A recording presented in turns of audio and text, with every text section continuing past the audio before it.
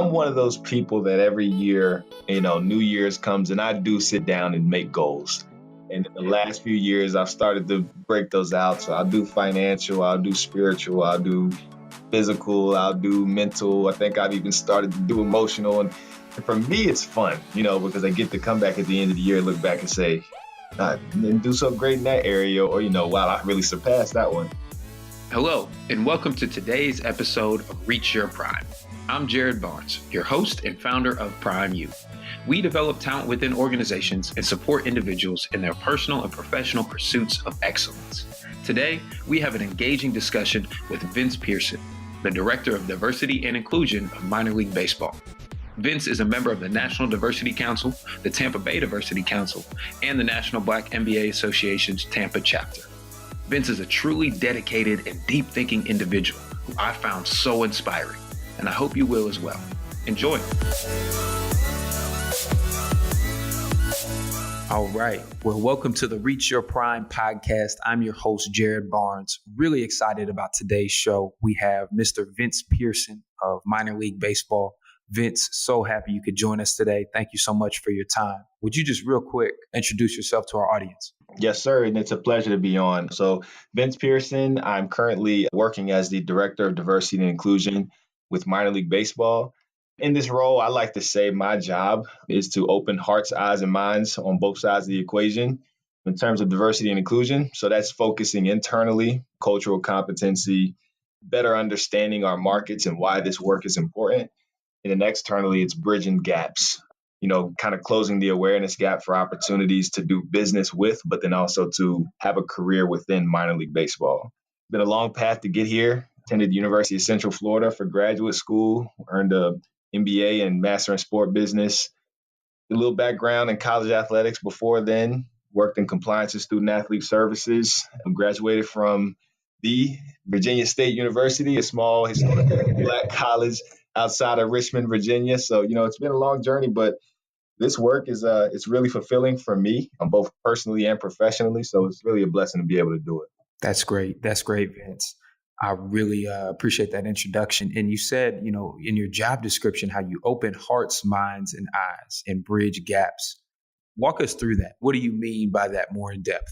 So for me, the thought of diversity and inclusion, one, it's becoming it's losing its meaning. It's almost becoming abstract. The way that it's talked about, it's such a hot button topic, but I like to give context to it. And I feel like when you get into the weeds with this work, that's what we're doing is really opening hearts, eyes, and minds. Is getting people to challenge their own assumptions, challenge some of their own biases, challenge the things that they've known to be true for, what may be their entire lives, and start to see things from a different perspective and a different angle. But then to do that within a business setting adds another element of, I'll say difficulty, but I think it adds another element of importance at the same time, because so much of our lives are wrapped into what we do professionally.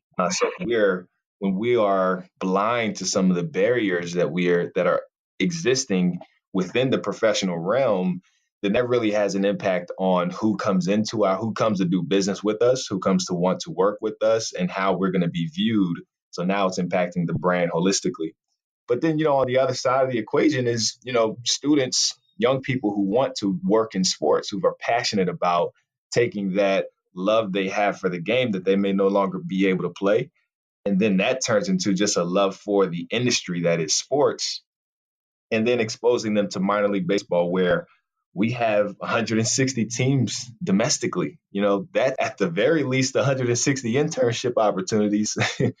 So you just kind of letting folks know that, hey, this is a great opportunity to get in, get your feet wet. And minor league baseball is unique that if you perform in an internship in minor league baseball, you might be a ticket sales intern who ends up being charged with planning a promotional night, who has to step up because the assistant GM is unable to come in this evening. So there's so many different opportunities to really show your stuff and to let your talent be seen really early on in minor league baseball. So it's teaching folks who want to work in sports to take advantage of minor league baseball, and then being sure that when we have women and minorities who are doing that, that the industry is prepared to embrace and not let, you know, conceived or existing barriers come between that.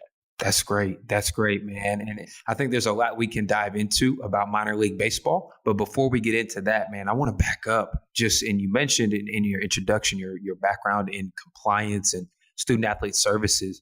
And how did those experiences shape your view on diversity in your role today in minor league baseball? That's a great question. I think that there's a lot that has been picked up along the way.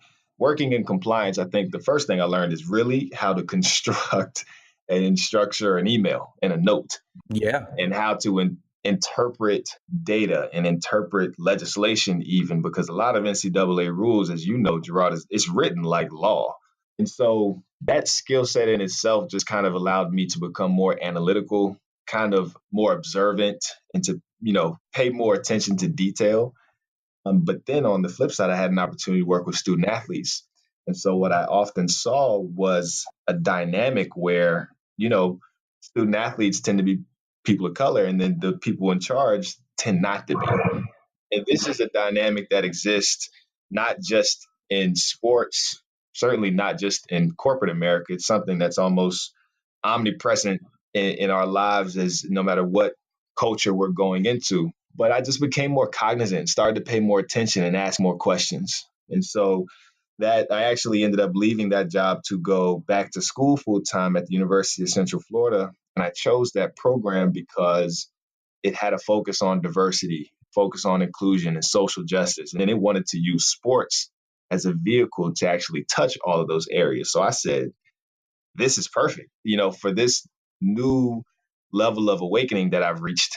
This is perfect for me in my walk, in my, current path to get some exposure, learn a bit more about this, in a kind of an incubator setting for learning.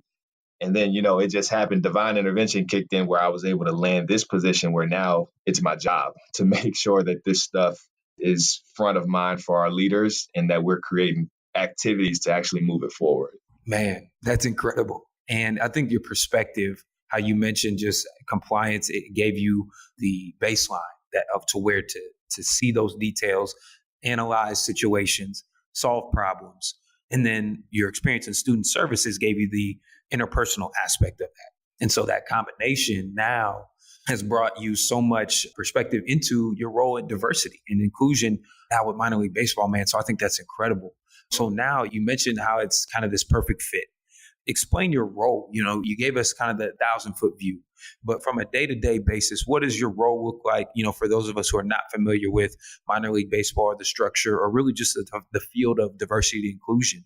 What does that look like? That's an excellent question because I'm all about the context. So first, for minor league baseball, we look at an industry that is very unique. So we operate in professional sports. So our peers and, really at a level, our competitors are the National Basketball Association, National Football League, United States Olympic Committee. So, the professional sports organizations are our peers and competitors, but we're also unique that we compete for every entertainment dollar, whether it's $10 for Thursday night or it's, $100 that you're ready to spend for your family of four. And that's what, our affordable family entertainment model makes us even more unique, but it also makes us accessible. There's not a single person in a single community who we can't talk to and that we can't entertain. For me, in my role, I started back in 2015, and I really inherited a blank canvas in terms of what we wanted to do, we being minor league, with our diversity initiative. So it was the first thing that I thought we needed to do was establish our metrics. I think leadership knew we wanted to do better. And I think it was time for us to define what better meant. And that's one thing that was missing was the metrics to be able to do so. So workforce diversity was a big one, just understanding where do we stand in terms of women and minority representation in the industry today. And now we've been able to collect that data for 3 consecutive years, and it's looking like, okay, well, where do we want to go? What we've seen some trends, where does it look like we're headed, and where do we want to be headed? And that's what having that data allows us to do. One of the new things that we're looking to pick up this year is data on our culture. So to quantify culture and better understand how employees in minor league baseball view the industry that they work in. And then from there, we'll be able to take that data and say, well, we know we've got room for improvement in this area. So maybe we need to look at creating more programs for employees internally. Maybe we need to look at creating employee resource groups. And then externally, it's really awareness is it's kind of about a grind. We probably visit about 10 to 12 universities a year, and that's just spreading the good word of minor league baseball opportunities. A lot of times that are in your backyard. So we'll visit a Virginia State University, for example, and tell them, you want to work in sports, 20 miles up the road is one of the best organizations in minor league baseball. You ought to get into that if this is what you're saying you want to do. So it's just spreading the word. And then internally, like I said, it's creating those gauges for success and being sure to measure against those when we, look to create new projects. Man, that's great. And I appreciate that in-depth look at your role, because I think even through this podcast, we really want to shine a light on minor league baseball and all the opportunities just to get into sports business, where it's a lot more, talk about diversity, just diversity of opportunity, where it's not just, NFL or NBA. If you want a career in sports, there's so many opportunities. But man, you talked about measuring success, measuring culture, and I love that. And I think you mentioned it briefly at the beginning, but we put a lot of focus on our roles. And man, we could probably have a 30-minute show, talking about talent and culture development and what that looks like in the workplace. But man, I'm interested. How have you tried to define success in your life? And then what data are you collecting on yourself to measure that success? That is a fun question. I think that I'm one of those people that every year, New Year's comes and I do sit down and make goals. And in the last few years, I've started to break those out. So I'll do financial, I'll do spiritual, I'll do physical, I'll do mental. I think I've even started to do emotional. And for me, it's fun, because I get to come back at the end of the year, look back and say, I didn't do so great in that area, or, wow, I really surpassed that one. But I do, I segment it, I break it out just like that. So it's, mental, I look at what books am I reading?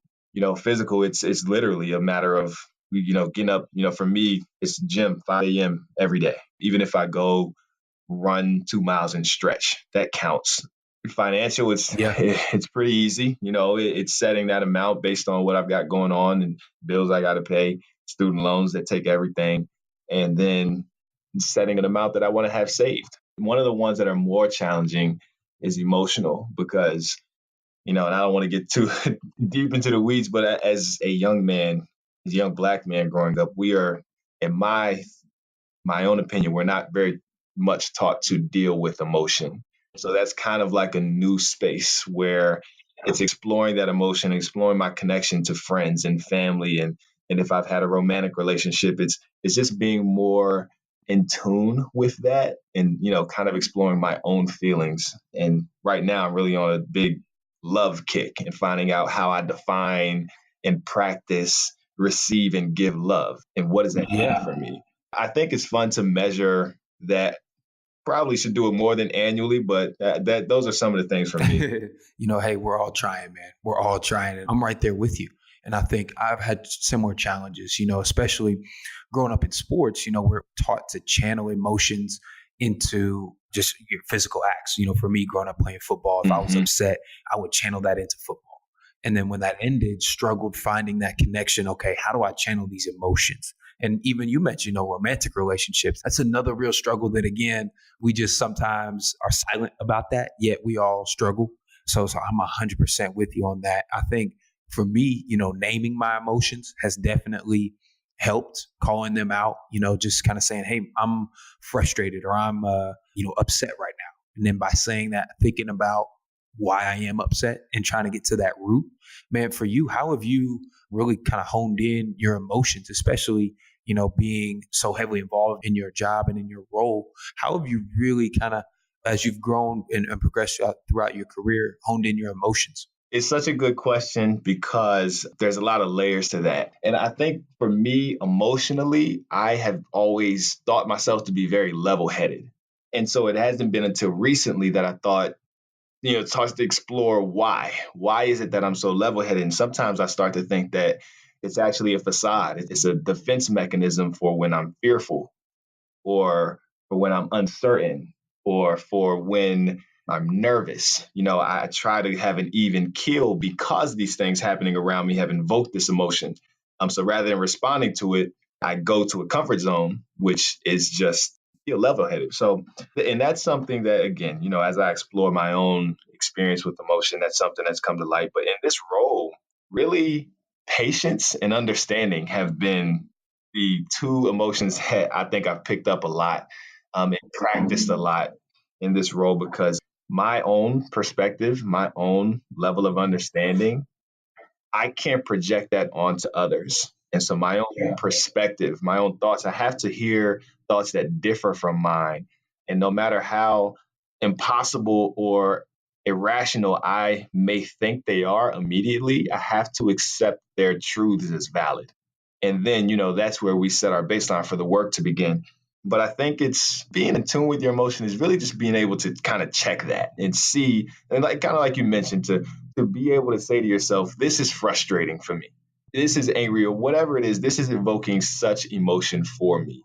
And for men and for young men, it's important to do that sooner than later because otherwise we start reacting to things in certain ways. And that's where you get to, the potential danger of kind of losing yourself and not knowing how to react or not even knowing how to express yourself. And I think that that's kind of been the practice for me is just starting to express that a bit more.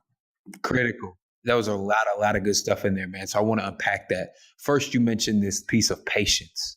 And I think just our society in general does not have whatsoever, whether you're on your commute to work or whether you're trying to scroll through your Instagram or Twitter feed and you have to wait for the next piece to load. And we're just like, why is it not here? Why is it not here? So I think it's already hard enough to be patient.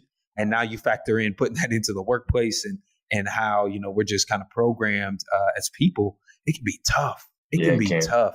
And so I have a lot of empathy for you on that piece. I think that's somewhere where we all need to grow, man. From a practical standpoint, obviously we talked about naming our emotions, but how have you just grown in your patience? I think that, one, it was almost dictated by the role. It's like, Yeah. I can't come in here as the, I'll speak candidly. I can't come in here as the young, Black diversity dude telling everybody that they're wrong or that they're crazy. Right. So, but also it's a bit of being intentional. I think having outlets is really important, having people that you can call. Mm.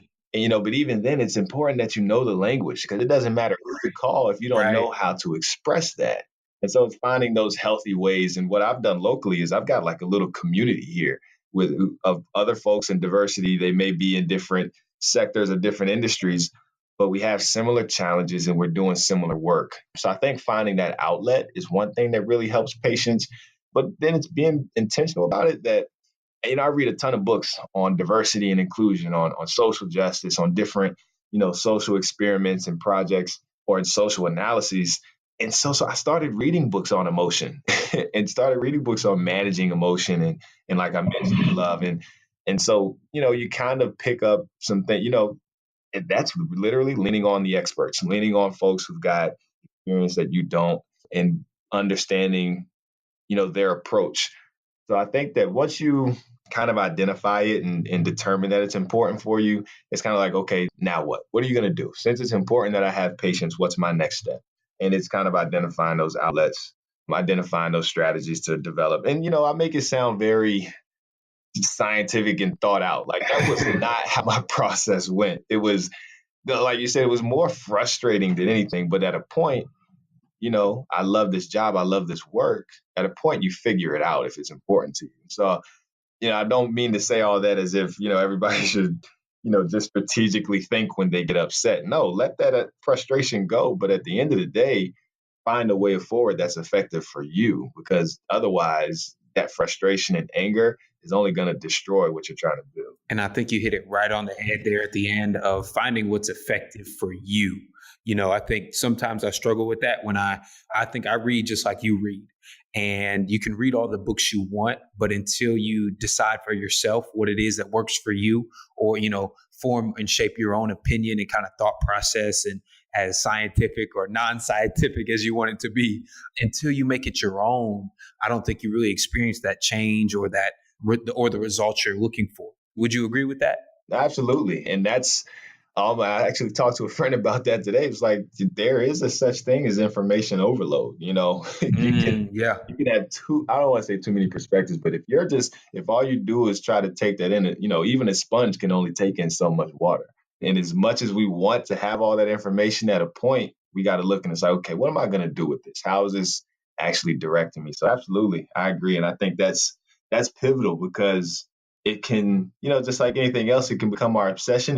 It can become our escape. So now instead of dealing with the things in front of me, I just pick up a book. We don't want to get to that point. We want to always make Yeah. sure we're being productive. Yeah. Yeah. That's so critical. And I think a lot of young professionals struggle with something that I struggled with as an athlete, in that paralysis by analysis Hmm. and consuming too much, where I would know the playbook so well, but I would be thinking so much on the field that my reaction would be slow. Yeah, that's big. Versus if I just trusted my instinct, granted, in trusting your instinct, you might be wrong sometimes, but letting go of that fear of failure and just going with like, hey, this is what I believe in, and we're gonna go with it. I think that can be a really hard balance to have in a workplace where it feels like everything's on toothpicks right now. I'm just trying not to step on anybody's toes or crack any eggshells. Hmm. You know what I mean? It is, and it's so important. It's funny that you say that because another thing that I do for myself is that there's daily affirmations and written on top of my to-do list that I look at every day. I think it's like 12 affirmations, and trust your instincts is one of them. I have that same Mm, issue of yeah. paralysis by analysis, and then you overthink and then you underperform, but you had it mapped Mm. out and what the solution was in your head a week ago, but you never got to moving on it. So no, that's so big. That is so huge. That paralysis by analysis is taking victims every day. Man, it was all good just a week ago. It was Exactly. all good. But Exactly. hey, Vince, I know we've been talking a lot about the professional aspect. And I think that's a huge part of who we are, both of us as professionals. But man, there's a huge personal aspect to this as well. And you talked a little bit earlier how you've defined success. But what does that look like on a daily basis for you? You mentioned physical health, getting into the weight room, doing daily reading. What are you striving for that isn't necessarily on your LinkedIn profile? Okay, so what I'm striving for that's not on my LinkedIn profile, that's not available for all to see. Wow, I think it probably would go back to I'd go back into kind of those goals and get to the spiritual piece. One thing that's really important for me right now is rediscovering, reestablishing my relationship with God and not letting faith become something that's abstract for me, to be something that I can always reach out to and be able to, even just getting on my knees at night and praying and be able to do that with a sound mind. I think it adds value in so many different ways. That is a journey that I fell off of and I'm restarting. I like that. Unpack that. Unpack that for us. What do you mean by that? And I don't mean to be a broken record, but this whole exploration of love and how do I express? Because thinking of my relationships, again, friendships, family, and just historically how those things have, or how those relationships have, ebbed and flowed in the past. What's my role? How can I be better? How do I express that feeling and emotion? So it's kind of getting in tune with those things. I think getting my spiritual back in place and then really better understanding those emotions and that my role in relationships. That's great, man. That's great. And I can, again, totally relate to you in that space. But I know another thing, just based off our conversations, that you're really passionate about is not only, your personal success and well-being and discovering things for yourself, but helping others do the same. Man, who are you bringing along with you? Who have you really sought out to invest in lately? Absolutely. And that actually is something as well that I've been kind of focused on building here in the Tampa Bay area.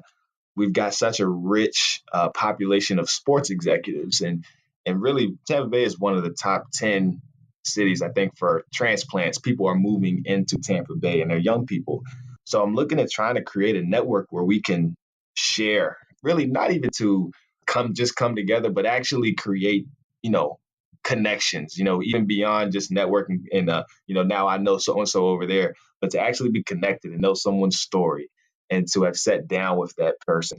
So I'm looking at starting a lunch series here in Tampa where we can actually start to do just that. It's not, come and listen to, the next best thing in baseball or come meet the, 5-star athlete. It's come and meet the person who's just like you, who's working just as hard as you, who has the same and similar goals as you, and just happens to be in the same area, who, you could probably, really grow and connect with. But I've got to give a shout out to one young man who actually worked here with us, Marcus Moman, who's now at the University of Central Florida and their DeVos Sport Business Manager program. He was someone who he was the first intern that I hired. So to be able to, his role, his daily duties became my responsibility, and so it was my first time being super responsible for delegating and being sure that he didn't have a bunch of downtime. But he was such a high performer. He checked every box in terms of the person that you want to have. Great spirit, great appearance, great, everything that he did was right for the likability. But then on the other side, he's also turning and just getting everything done, gets his to-do list and some done every day. So really excited to have been able to pour into him. I always look at with someone like him, I'm always just like, man, I hope that I didn't steer him wrong. Because he's gonna be great. And I hope that I didn't interfere. But I think that our relationship has really blossomed in a year that we got to work together. And I'm really looking forward to seeing what he goes to do in the future. Well, Vince, thank you so much for sharing that. I really appreciate your perspective. And a lot of the things you said there resonated with me as well. But I know we've been talking a lot of, again, this professional and our roles and what we do for a living. But man, there's still a life outside of the living.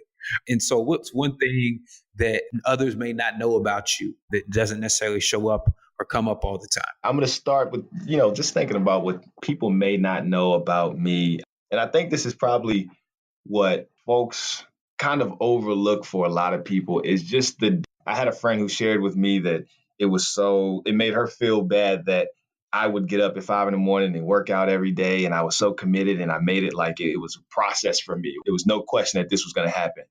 And I had to share that I hate getting up at 5 a.m. Well, Vince, thank you for sharing all that. You mentioned all of your successes, how you've been able to achieve certain things professionally, develop this incredible perspective. But how have you stayed focused? How have you developed this great ability to say no, to really focus in and hone in on things that are most important to you? I think one of the keys to doing that really is almost flipping that. And rather than looking at it as or considering yourself to say no, identifying the things that you're going to call important to yourself and then saying yes to those things. So it's sometimes, there have been times where there were work-related projects or work-related issues that I had to say no to in order to take care of something that I had prioritized. And, so it's proper planning. It's being sure that, obviously I'm not going to tell anybody to jeopardize their careers. But, if there is a circumstance that calls for that, to do everything that you can to make sure all of every box is checked, if someone's in your place. But it's really just being sure that you're saying yes to everything that's important. And a lot of times early on, and especially, early 20s, late 20s, even creeping into your 30s, career is going to be one of those top priorities. But I guess it's being sure that it's not the sole and only priority. But I think that, like you mentioned, it's developing that list of the things that are important to you and then being sure that you're constantly saying yes to those things. And if it means saying no to, maybe it's partying, maybe it's catching up with, old college friends, maybe it's going out, to a bar or whatever, maybe it's spending money, maybe it's your spending habits. If it's saying no to those things, then it becomes easier as you align yourself what you call important. Man, and that's a great point. And I know we push ourselves so hard to follow the things that we're talking about on this show and all of the, self-help books and the prioritization and everything. How have you, I think, given yourself grace in the process? Because I think sometimes we can be our own worst enemy by beating ourselves up over things that we haven't necessarily achieved yet. Yeah, that's really important. And that's something that I actually struggle with now. And I think that kind of goes back to the people that you surround yourself with. Are they breathing life into the things that you believe in? Are they breathing life into you at the moments where you may be down or you may feel like you're not accomplishing what you think you should? Are the people around you breathing life into your vision? And to me, that's been a difference maker. And this year for me really is I've met a lot of new people. I've surrounded myself with a lot of friends and people that I can depend on to support my vision. And it's mutual, because I give that energy back to them. So I think the grace for me has come in being able to call a friend, use a lifeline, call out and reach out to someone who, believes in me, whether it be a friend, a colleague, or a mentor. That's really been helpful for me, and really, I think, has allowed me personally to reach another level in just what I am aspiring towards. That's what it's all about, man. That community. I'm a firm believer you will only go as far as your circle goes. And I think that has been so true throughout my life. And just by you saying that, I can imagine that's true in yours. Well, Vince, man, thank you so much. This last portion of the podcast we just call Final Thoughts. Feel free to share anything that's been on your mind, and also where we can find you. We definitely want to stay connected with you. I'm sure listeners will be reaching out to you for advice and insight. So yeah, I'll go ahead and turn it over to you. Awesome, man. Well, Gerard, this has been a pleasure for me. I really enjoyed this. And definitely, if anyone wants to reach out to me and continue this dialogue or hear more, Vincent Pierson on LinkedIn, operating in this intersection of diversity, sports, and social justice. Vince_VSP is my Instagram. I'm always posting fun stuff there, but love to interact as well. Final thoughts, man. I think that, a lot of times and even for you and I, we have these discussions, and it's important to get it all out in front of us and discuss it, to kind of look back on where we've come from and how far we've gone. But for listeners, I think it's important not to get too caught up in the success stories that you hear, and to know that I'm sure you have your struggles as I have mine. Progress is a daily struggle. So I have a friend who would reach out and just tell me how she sees that I go to the gym every day, and she wishes she could be as committed, and she wishes that she was, she could get herself up at 5 a.m. I'm like, please make no mistake about it. I hate getting up at 5 a.m. I hate getting up. I drag myself out of the bed some days. There's struggle behind every win that anyone has. Don't be blind to that, and just know that as you're going through your own struggle, that's part of the process. So I think that would be the final thought that I'd leave people with, man. And I hope to do this again soon. Hope to hear from some of the listeners. This was fun, man. I really enjoyed it. Thank you for having me. Oh, absolutely, man. I appreciate you being on the show. Ton of beneficial content.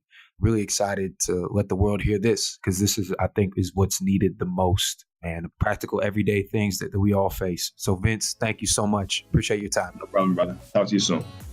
Just to recap some important things covered in this episode. We're not taught to deal with emotion, but the connections we feel with people in our lives are the most important things. And it's okay to explore that deeper, even if you don't have it all figured out. Whenever you have a problem you'd like to lean on an expert for, books are a fantastic way forward. Whatever you need can be learned, so seek out the knowledge you need now.